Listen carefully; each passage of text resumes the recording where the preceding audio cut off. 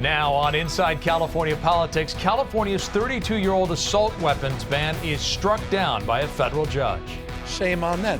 What frauds they are. Frauds. Why Attorney General Rob Bonta is confident his appeal will prove successful. And 2 weeks after a deadly mass shooting in San Jose, Mayor Sam Liccardo is proposing sweeping new gun restrictions, his 10-point plan to prevent another tragedy. Plus, moving forward with the recall effort. It's not about rhetoric, it's actually about getting results. Why Kevin Faulconer says he's the only serious candidate running against Governor Newsom.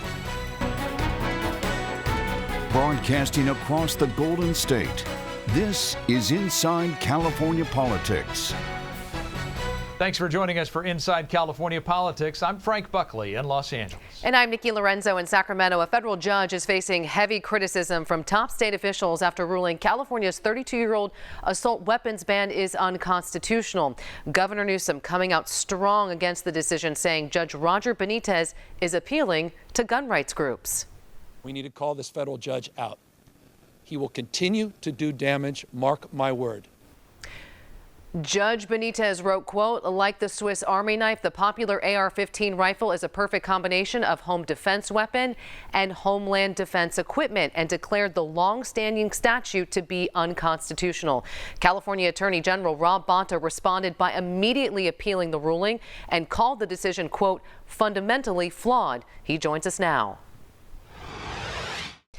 Attorney General Bonta, so good to talk to you. I want to ask you about the event this past week. You appeared alongside Governor Newsom, and he had some very strong words for the judge who wants to overturn this ban on assault rifles in California.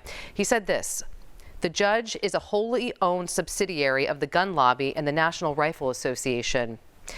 Do you agree with that statement?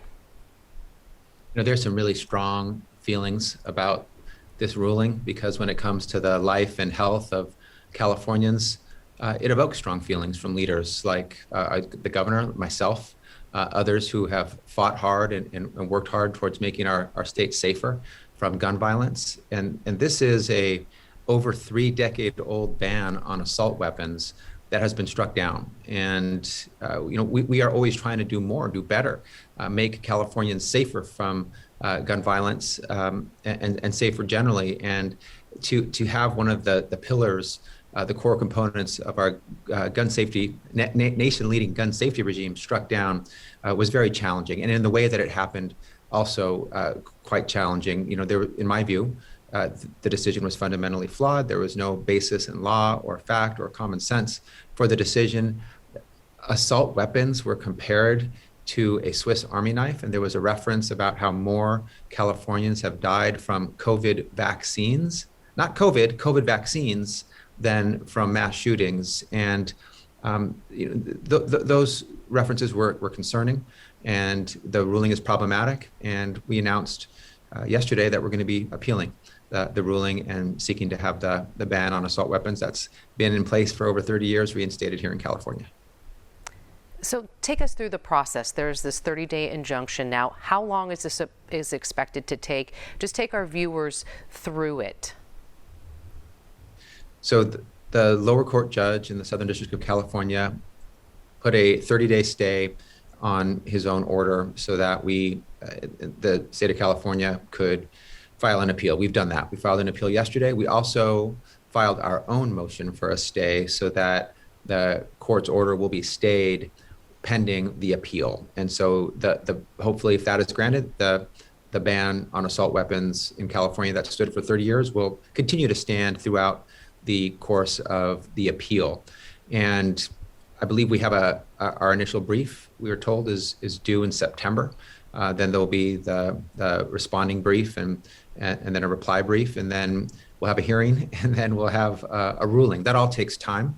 So we're still a number of months away from a final resolution on this case, but we've started it immediately. As soon, you know, the decision was a week ago today from the lower court, and we have already appealed and filed our motion for a stay, and we await the court's direction and order on the stay motion, and then we'll be filing our briefs soon. We have about 40 seconds left here, but I want to ask you this. Anytime the gun debate comes up, especially here in California, the other side likes to say, look, California has the strictest gun laws in the country, yet we still had the shooting in San Jose. We still had Gilroy. We still had, the borderline shooting, and also San Bernardino.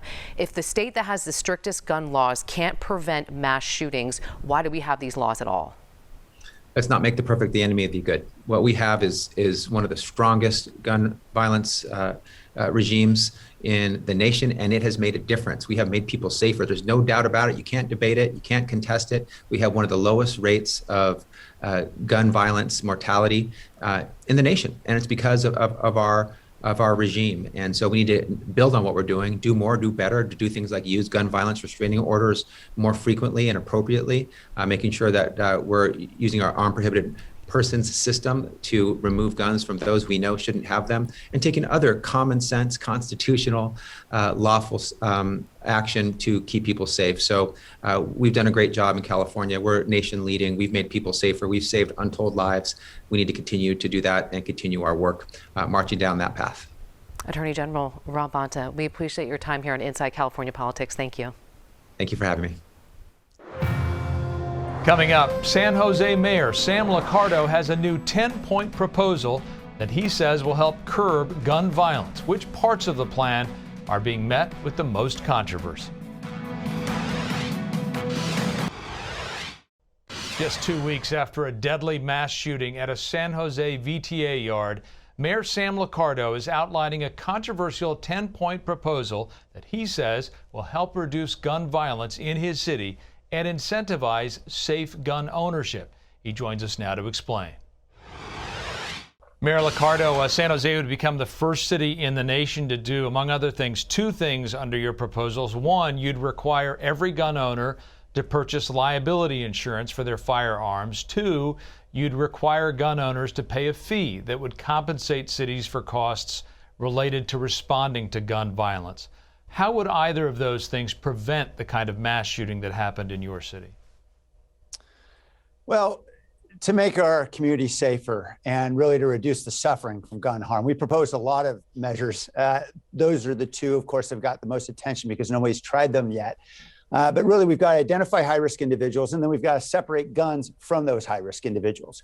Now, insurance mandates help to compensate injured victims, certainly, and we know that insurance can also operate to make gun ownership safer in the same way that made car ownership safer. And we've dramatically reduced fatalities on the roads, for example, with airbags and good driver discounts. Similarly, insurance can encourage residents to get gun safes, to buy trigger locks. And that's really important in a country where we have 4.5 million kids who live in homes where guns are both unlocked and loaded. So that's critical. But when I say we've got to identify who the high-risk individuals are in our community, one way we do that is identifying those who are unwilling to comply with the law. And an insurance mandate and a fee mandate, which are reasonable mandates to help to compensate the public and to compensate victims from gun harm, they won't be followed by crooks. We know that those who violate the law will do so with impunity. And where officers, for example, respond to a domestic violence call and they find a gun is owned there and they haven't gotten their insurance, it provides a basis for seizing the gun. And where we can separate guns from people who are not going to follow the law, then we're going to be making our community safer. Let me ask you about another aspect of the proposal. You're requiring gun stores to videotape and also to audio record all gun sales. There are other measures like requiring fingerprinting to ammunition purchases. Is it your view, though, that people who purchase guns must give up some part of their privacy in order to be a gun owner? Well, it's well established. Certainly, gun regulation is as old as guns are here in this country. And so there's never been a question that we have background checks, for example, for gun purchases. What we're trying to do, for example, with the videotaping is to reduce or eliminate what we call straw purchasing. We know that gangs, for example, will hire those who do not have criminal records to go buy guns for them. So we want to make sure we're identifying clearly who's buying the gun and if they really are the person they say they are. And one way to track that is with videotaping. As you know, all of this is happening against the backdrop of this U.S. District Court Judge Roger Benitez, who last week overturned the state's 32-year ban on assault weapons. What do you say to him and to others who claim that the Second Amendment trumps all of these measures? Well, I'd say first, my residents certainly know the difference between a Swiss Army knife and an AR-15, even if this federal judge doesn't. There's no question we all have rights. Second Amendment rights are important, but all of those rights, of course, are constrained by other rights. And certainly the right to life is a critical one here in our communities. And sadly, we've lost 40,000 human beings every single year to gun violence. We need to do more. It doesn't have to be this way. These harms, these deaths are preventable. And we're seeing how other countries throughout the world are able to constrain death and really reduce risk by being sensible with gun control. Mayor Sam Liccardo, thank you very much, sir. Thank you. It's a pleasure to be with you, Frank. Coming up, how long will the COVID-19 state of emergency last? Why one state senator says Governor Newsom is sidestepping democracy.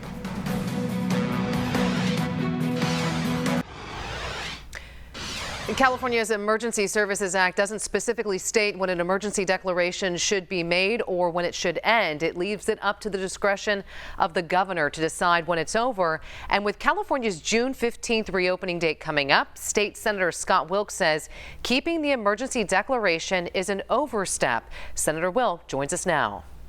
Senator Wilk, we are less than 2 days away from that June 15th date when California's economy will reopen. That being said, the governor is leaving the state of emergency in place. You have come out strongly against that. Why? Look, the fact of the matter is, California, our death rate is half the national average. Our infection rate is half the national average. In fact, along with Vermont, we're the lowest in the nation.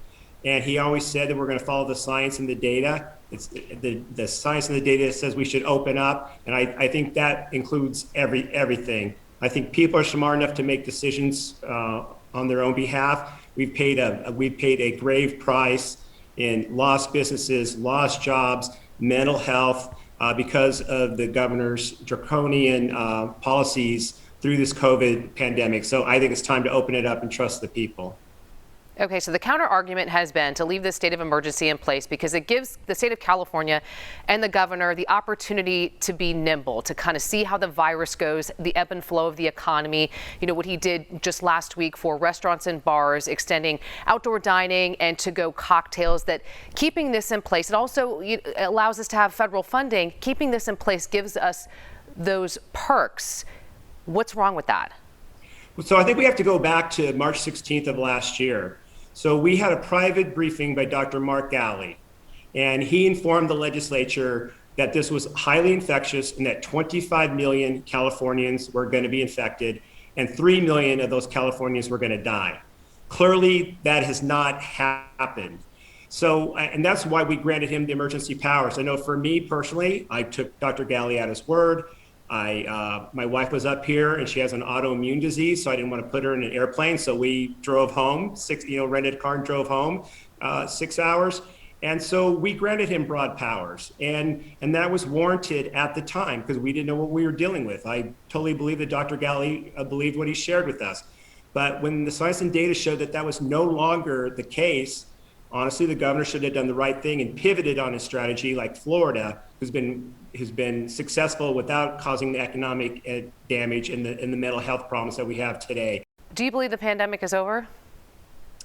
I'm not a scientist. I don't know. We need to continue to follow the data. But what I do know is that people are getting vaccinated, and if people are vaccinated and people use common sense, the chances that we have a new variant or we have a spike, I think it's quite limited. Okay, I want to share a portion of a tweet that you sent out that said Governor Newsom will not lift the state of emergency on June 15th when California reopens. He has had unilateral control over the state for 15 months and sidestepped democracy. What do you say to those that just think that this is partisan? This is Republicans versus Democrats, vice versa. Look, he's really not communicated with the legislature at all. And as you know, we have co-equal branches of government. When he announced the first shutdown on the 19th of March, I was actually home cooking with my wife and just had the TV news on when he hopped on and announced. And I called the pro tem because I was very upset about that. And she assured me that she'd gotten a call 5 minutes before he went on TV. So we've had one-man rule for 15 months, and not all of his decisions have been wise. And I think you benefit always from dialogue and consensus and bipartisan solutions. So I think we'd all benefit if he were to, eliminate the emergency powers and actually collaborate with us. If you were having a face-to-face conversation with the governor right now, let's say he's watching this show, what would you say to him? Do the right thing, and open up. I don't fault you for doing what you did in the early days because we didn't know what we were dealing with. We should have made wiser decisions earlier, but the thing we love about America is that everybody can always be redeemed, and he can redeem himself by opening up the economy and society. State Senator Scott Wilk, we thank you for your time here on Inside California Politics. Thank you. Coming up, moving forward with the effort to recall the governor, how Kevin Faulconer says his campaign will unseat Gavin Newsom.